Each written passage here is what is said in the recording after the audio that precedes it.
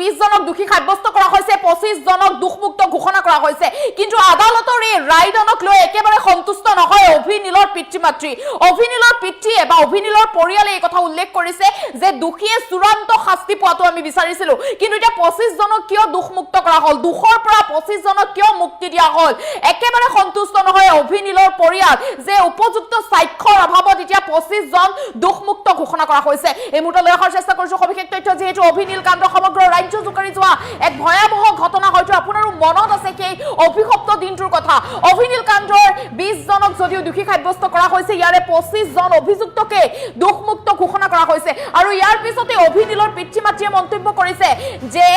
অভিনীলৰ এই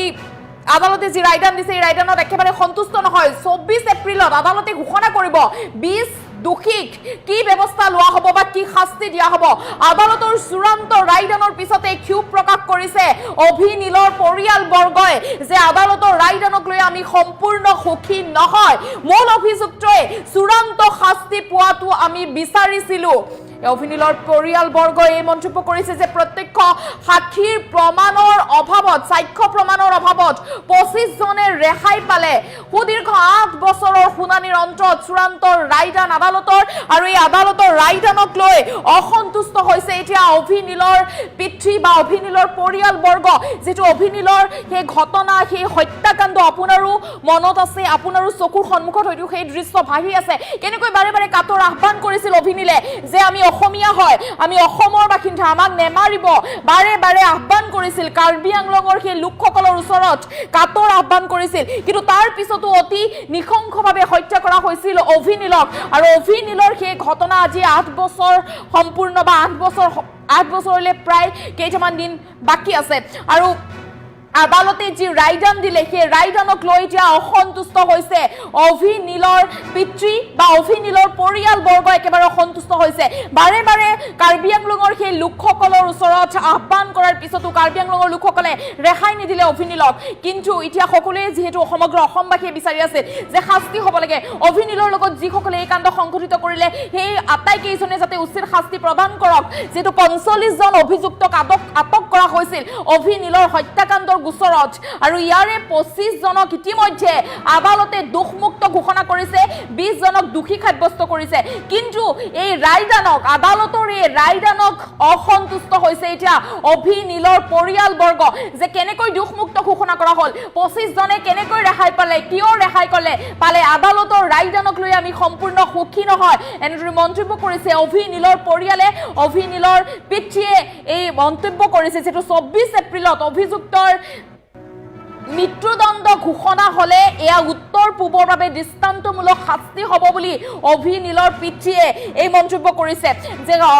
উচিত শাস্তি হোৱাটো বিচাৰো আমি চূড়ান্ত শাস্তি প্ৰদান কৰাটো বিচাৰো চূড়ান্ত শাস্তি হোৱাটো বিচাৰো প্ৰত্যক্ষ সাক্ষ্য প্ৰমাণৰ অভাৱত 25 জনে আজি ৰেহাই পালে 25 জনক কিয় ৰেহাই দিব লগা হল আমি বিচাৰিছিলো যে চূড়ান্ত শাস্তি পোৱাটো অসমবাসীয়ে সমগ্ৰ অসমবাসীয়ে বিচাৰিছিল চূড়ান্ত শাস্তি পোৱাটো কিন্তু এতিয়া ৰেহাই দিয়া হল এই মন্তব্য কৰিছে অভিনীলৰ পৰিয়ালবৰ্গই পিতৃয়ে এই মন্তব্য কৰিছে যে আমি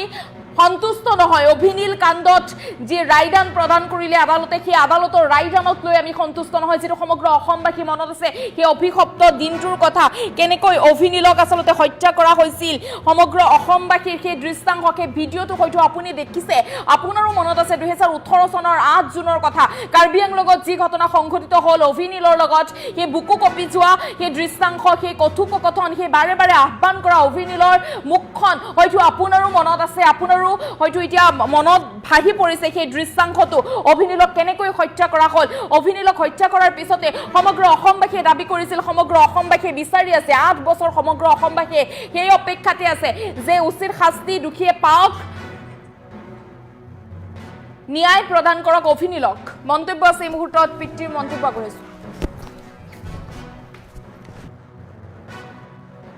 বাৰে বাৰে কৈছো মই এতিয়া এইমাত্ৰ ক'লো যে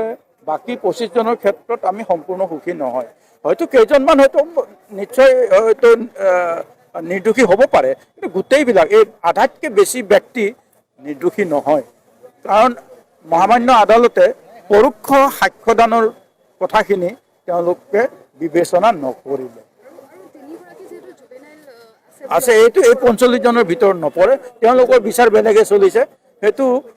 জুভেনাইল আদালততহে সেইটো গম পাব। খুৰা আজি 8 বছৰে অপেক্ষা কৰি লাষ্টত অৱশেষত 25 জনে মুক্তি, অধিকাংশই মুক্তি পালে, অধিকাংশই মুক্তি পালে, 20 জনেহে আপোনাৰ 20 জন দোষী সাব্যস্ত হ'ল। আপোনাৰ প্ৰতিক্ৰিয়াটো সেইটোৱে আমাৰ প্ৰতিক্ৰিয়াটো মিশ্ৰিত প্ৰতিক্ৰিয়া। আমি অলপ কিছু সুখীও হৈছোঁ আৰু আমি দুখীও হৈছোঁ, অসন্তুষ্টিও আমাৰ আছে। সেইকাৰণে কৈছোঁ যে আমি আলোচনা কৰি পৰৱৰ্তী কালত আমি ইয়াৰ ব্যৱস্থা ল'ম আৰু সেইটো আমাৰ অধিবক্তাসকলৰ লগত আলোচনা কৰিব লাগিব। আৰু আমাৰ 24 তাৰিখটো আগে পাৰ হওক, আমি কি ৰায়দান পাওঁ, চূড়ান্ত ৰায়দান মানে ইয়াত যিটো আমি যিটো কোৱাণ্টাম অফ পানিছমেণ্ট বুলি কওঁ, সেইটো হৈছে কি চেণ্টেন্সৰ ওপৰত যিটো হিয়াৰিং হ'ব, এই চেণ্টেন্সৰ ডেটটো অহা 24 তাৰিখ হ'ব। আপোনালোক আহিব, আমি সেইমতে আমি আমাৰ প্ৰতিক্ৰিয়া আপোনালোকক জনাম। মনটো ভাল লগা নাই। আমি যিটো ৰায়দান হ'ল আজি সেইটোত সন্তুষ্ট নহয়। আমি ভাবিছিলোঁ যে 45 জনে কিবা কিবি ধৰণে শাস্তি পাব, কিন্তু তেওঁলোকৰ ভিতৰত 25 জনক বেছি মানে আধাতকৈ বেছি হওক মানে দোষমুক্ত কৰা হ'ল। এতিয়া কি ক'ম, কোৰ্টৰ ওপৰত ক'বলৈ বেয়া লাগে, কিন্তু আমি সন্তুষ্ট নহয়। এতিয়া পৰৱৰ্তী পৰ্যায়ত আমাৰ যি অধিবক্তা আছে, চৰকাৰী পক্ষৰ অধিবক্তাৰ লগত আলোচনা কৰি কেনেকৈ আগবাঢ়িব পৰা যায়, হয়তো উচ্চ ন্যায়ালয়ত আবেদন কৰিব লাগিব, কাৰণ আমাৰ মনে ভবামতে নহ'ল। আৰু বাকী 20 জনৰ ৰায়দানটো চাই লওঁ, 24 তাৰিখে দিব বুলি কৈছে। তেওঁলোকৰ চেণ্টেন্সটো মানে পানিছমেণ্টটো সেইদিনাই দিব, গতিকে সেইটো চাই লওঁ। এটা প্ৰচেছৰ মাজতে বোধহয় তেওঁলোকে আজিৰ পৰাই ৰেহাই পাইছে, যে কোৰ্টে যদি ৰেহাই দিছে আৰু তেতিয়া হয়তো আজি নহয় কালিৰ ভিতৰত ৰেহাই দিব, যিটো প্ৰচিডিঅ'ৰ কৰে। মনটো ভাল লগা নাই। আমি যিটো ৰায়দান হ'ল আজি সেইটোত সন্তুষ্ট নহয়। আমি ভাবিছিলোঁ যে 45 জনে কিবা কিবি ধৰণে শাস্তি পাব, কিন্তু তেওঁলোকৰ ভিতৰত 25 জনক বেছি মানে আধাতকৈ বেছি হওক মানে দোষমুক্ত কৰা হ'ল। এতিয়া কি ক'ম, কোৰ্টৰ ওপৰত ক'বলৈ বেয়া লাগে, কিন্তু আমি সন্তুষ্ট নহয়। এতিয়া পৰৱৰ্তী পৰ্যায়ত আমাৰ যি অধিবক্তা আছে, চৰকাৰী পক্ষৰ অধিবক্তাৰ লগত আলোচনা কৰি কেনেকৈ আগবাঢ়িব পৰা যায়, হয়তো উচ্চ ন্যায়ালয়ত আবেদন কৰিব লাগিব, কাৰণ আমাৰ মনে ভবামতে নহ'ল। আৰু বাকী 20 জনৰ ৰায়দানটো চাই লওঁ। সুখী মানে আমি সম্পূৰ্ণ সুখী নহয়। আমি যদি দেখিলোহেঁতেন যে বেছিভাগ আসামী ইয়াত দোষী সাব্যস্ত হৈছে, তেতিয়া আমি নিশ্চয় এটা আমাৰ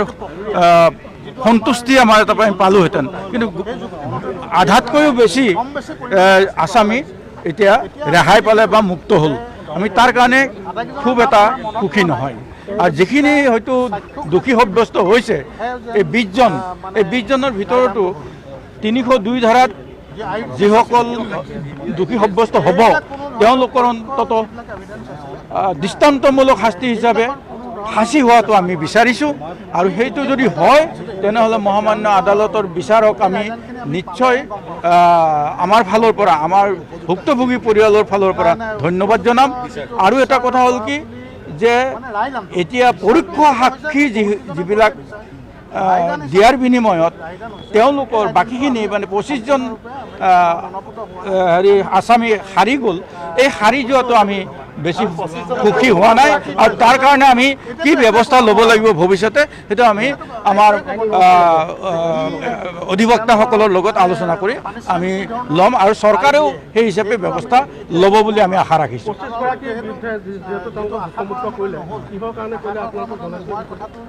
নাই,